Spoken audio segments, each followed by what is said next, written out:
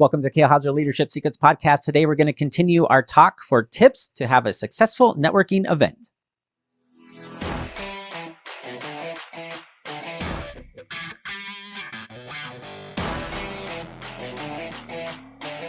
Welcome back, everybody, to the Kale Houser Leadership Secrets podcast. My name is Kale Houser. I appreciate you joining me today. This is a continuation of our previous podcast, part 2 of tips for a successful networking event. If you have not listened to that, please make sure you do so. As a little recap, the previous episode, our first couple of tips, I guess first 4, were dressing appropriately, making sure you understand based on what the networking event is about, what it is for, the conference that you're going to, make sure you are dressed appropriately. This will be an absolute turn off or turn on for people that want to or may not want to interact with you. Number 2 is eye contact and smile. Hopefully it doesn't need to be really said any more than that. I went through a thorough on that. Wearing a name tag. Number 3, wearing a name tag, especially if you have one of the more common names, because we easily forget each other's names, especially in the moment of, doing all the things and you're in this unfamiliar environment. Make sure it's a small investment. You can usually get one for definitely less than $20, probably 10 or 11, depending on how fancy you get. But wear a name tag so people can remember your name. And then finally, I talked about in the last episode is that business cards are kind of dead.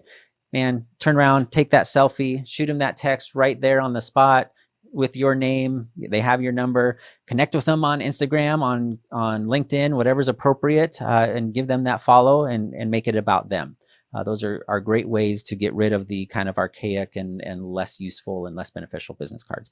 All right, so we're going to continue. I will say if you are in the season of hiring right now, if you're in the season of looking for amazing people to join your team and your organization, do yourself a favor. Help me help you. Go to kalehouserleadership.com, download our free guide of the top 10 interview questions you must be asking right now in order to find the right business or right people for your business.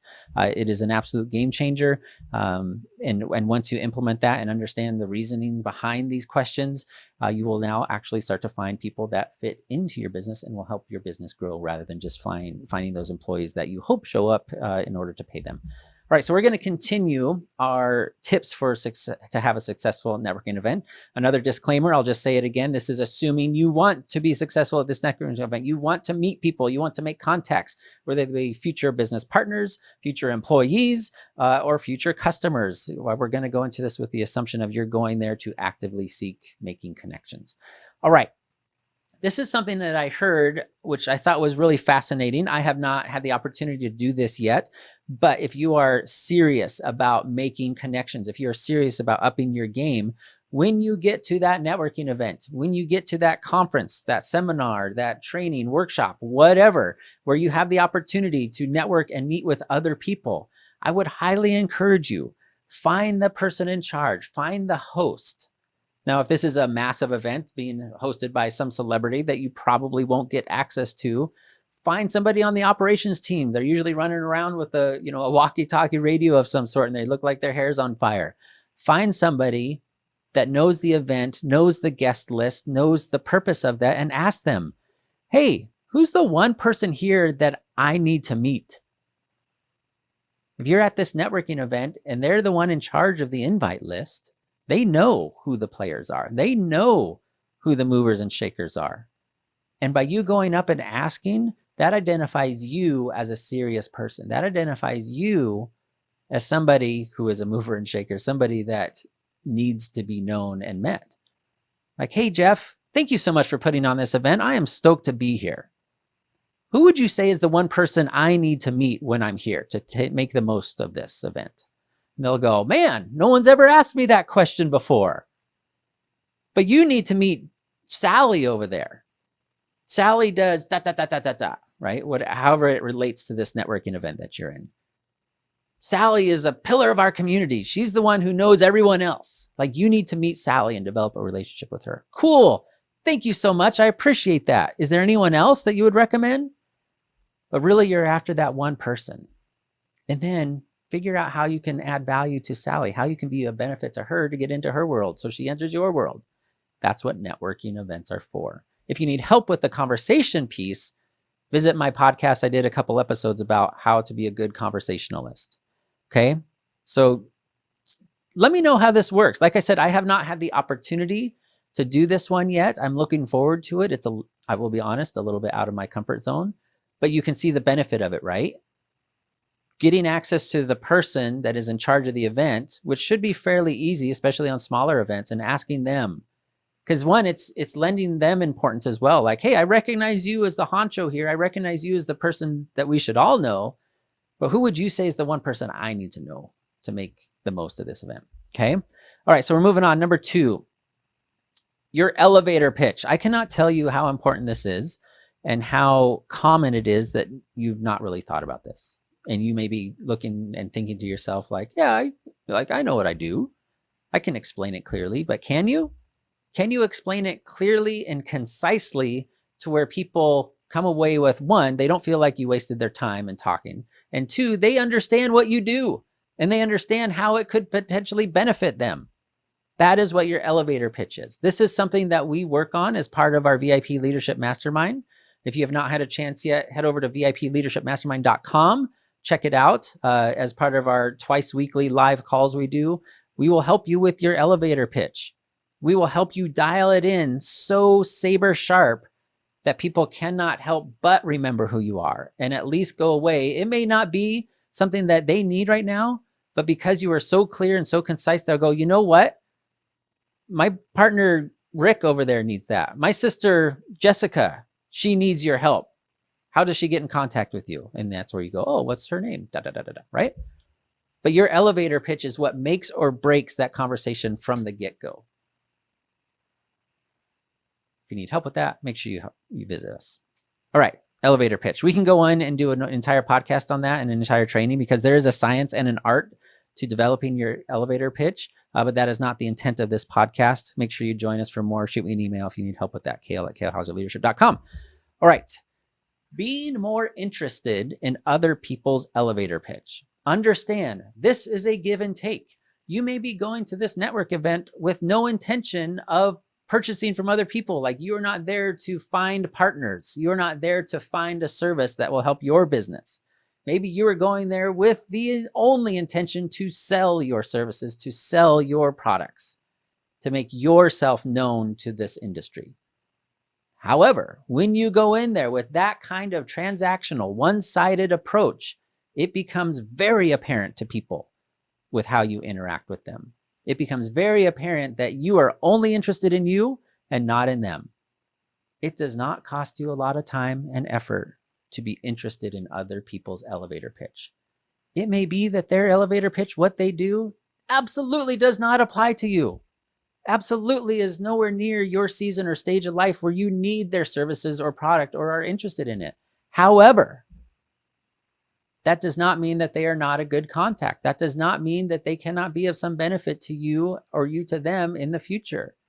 Because again, this is what networking is about expanding that sphere and connections to where those things that you didn't foresee pop up. You can be like, wait a minute, I met this person over here. That's is what they do.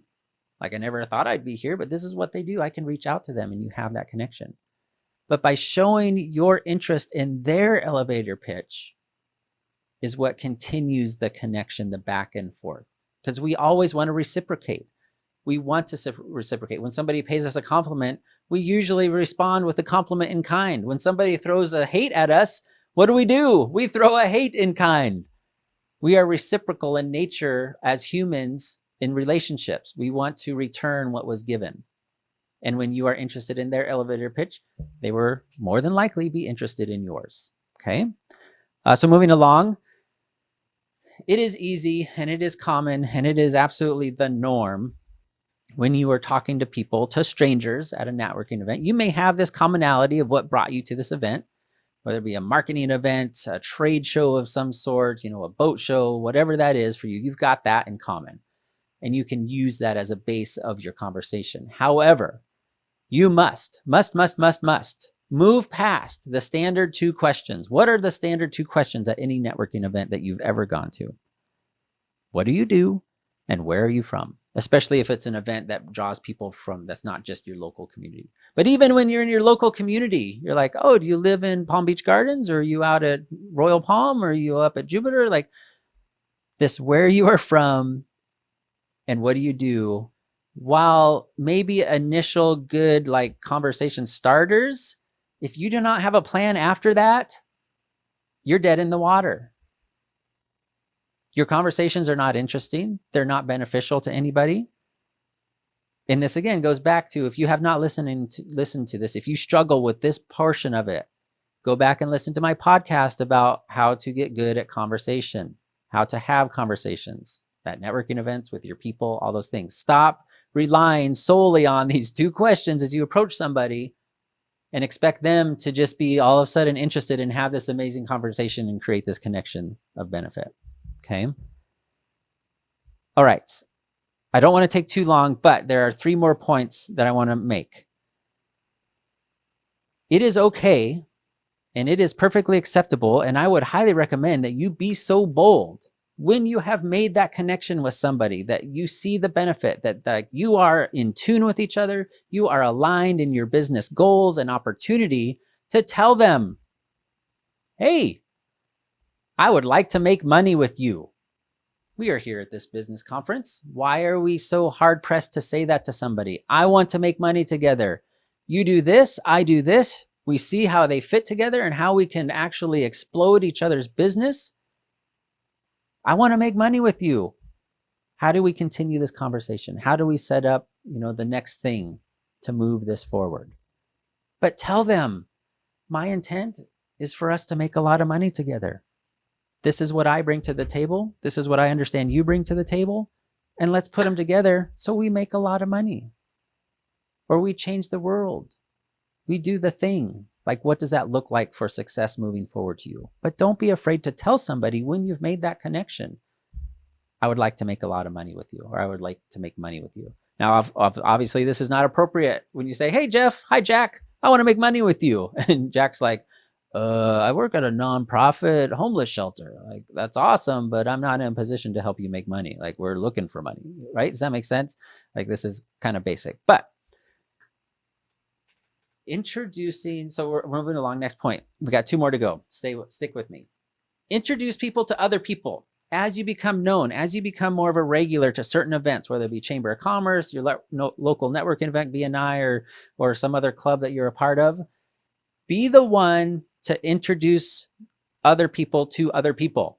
Like, make those connections with other people, and you will start to gain a reputation as the one who knows everybody. And you must be known because you know everybody, and you make those introductions. And it does nothing but help people want to be part of your world, because they know that they've got a higher chance of getting that introduction with somebody that they do need if it's not exactly you. Okay, so be the person to make introductions to other people. Even at new networking events, you just met somebody, and then all of a sudden a third stranger comes up. It's like, oh, Jeff, have you met John over here? Have you met Sarah over here? She does X, Y, and Z. I think this would be a great fit for you. Oh, cool. You need to go meet so-and-so over here. I'll take you over there. All right, and the last thing, this is absolutely critical. This is the wrap up if you get nothing else from this. No matter how poorly, how badly, or how awful you do any of the other steps. Let's assume you've made some connections. Let's assume you've made some sort of, contacts with people that you see potential in. Follow up. Follow up. Even if it's that night in your hotel room as you go back and you finish with the event, even if you're sitting in the airport terminal on your way to fly back home, even if you drive back home and you sit down to dinner and after dinner, follow up, make that second level of contact and initiate that communication.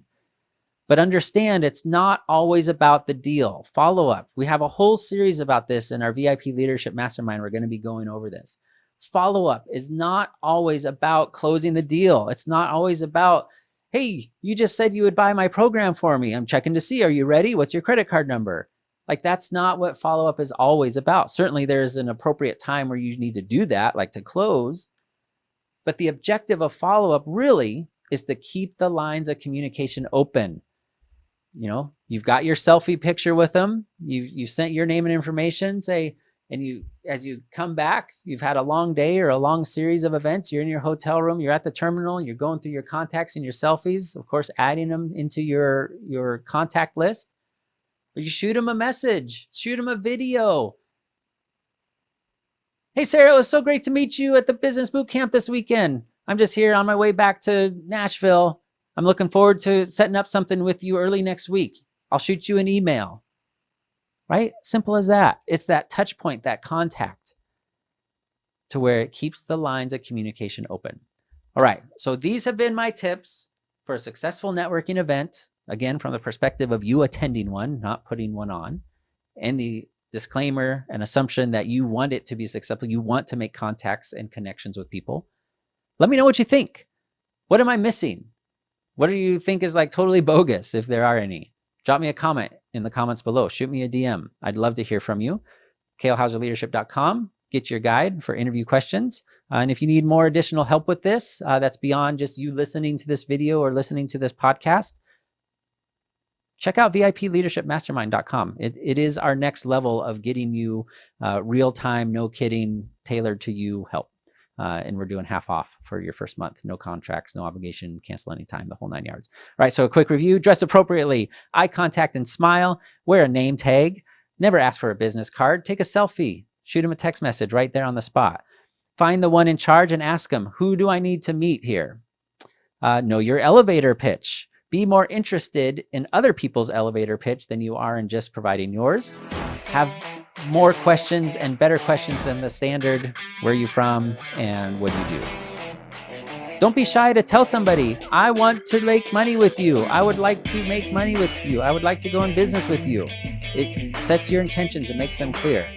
Be the one to introduce people to other people. You become the hub of that whole chain. And then finally, follow up. Follow up, follow up, follow up. The objective isn't always just to close the deal. The objective really is to keep the communication lines open. Hope you found this beneficial. Follow for more. Likes, comments, subscribes, and shares are fantastic. I appreciate you. No matter where you're at in the world, have a fantastic afternoon. Bye.